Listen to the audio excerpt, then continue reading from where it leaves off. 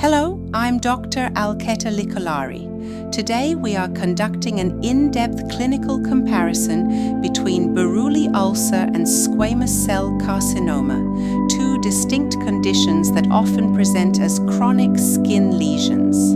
While their origins differ fundamentally, one being infectious and the other neoplastic, they share clinical similarities that can complicate diagnosis, especially in endemic regions. Buruli ulcer is a necrotizing disease caused by Mycobacterium ulcerans.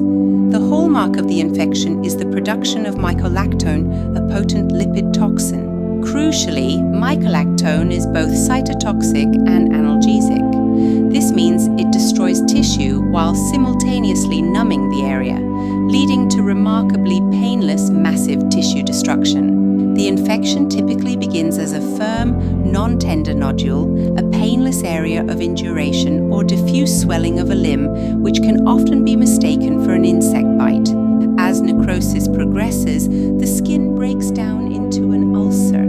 A classic Buruli ulcer features widely undermined edges, where destruction extends centimeters under apparently intact surrounding skin.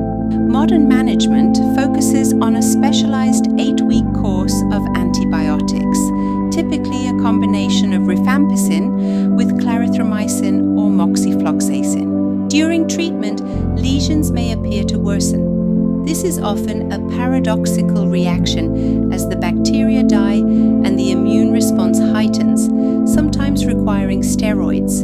Shifting to squamous cell carcinoma, this is a malignant tumor arising from keratinocytes, primarily driven by chronic exposure to ultraviolet radiation. The primary driver is DNA mutation, specifically within the p53 tumor suppressor gene, often exacerbated by chronic inflammation or long-standing wounds. SCC typically presents as an enlarging, firm, erythematous nodule or plaque.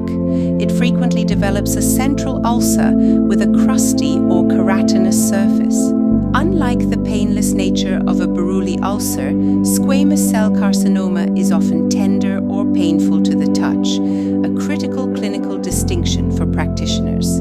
Visually, SCC borders are typically everted or rolled rather than undermined.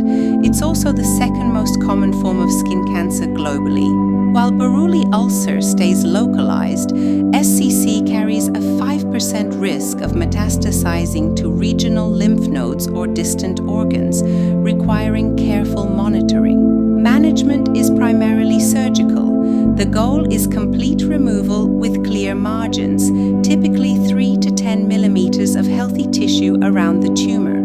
For high-risk sites like the face or hands, Mohs micrographic surgery is the gold standard, offering real-time microscopic examination to preserve healthy tissue. To summarize, BU is bacterial, painless, and undermined.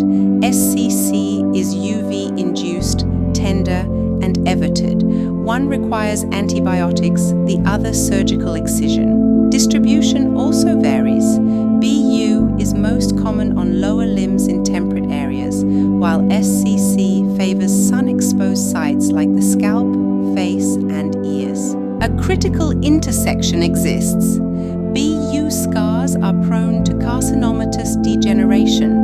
SCC can develop within a chronic Buruli ulcer scar years after the initial infection. If an ulcer fails to heal after 8 weeks of antibiotic therapy, or if a healed scar begins to bulge or bleed, a biopsy is mandatory to rule out SCC. Recent cases have even documented the simultaneous occurrence of both conditions in a single lesion, where malignancy provides a portal of entry for bacteria. Ultimately, histopathology remains the definitive step to establish the diagnosis and guide the appropriate management plan for the patient. Maintaining a high index of suspicion and ensuring early assessment is key to preventing the severe morbidity associated with both of these conditions. Thank you for joining me for this clinical comparison. For more information on skin health and dermatological care, stay tuned for our next case study.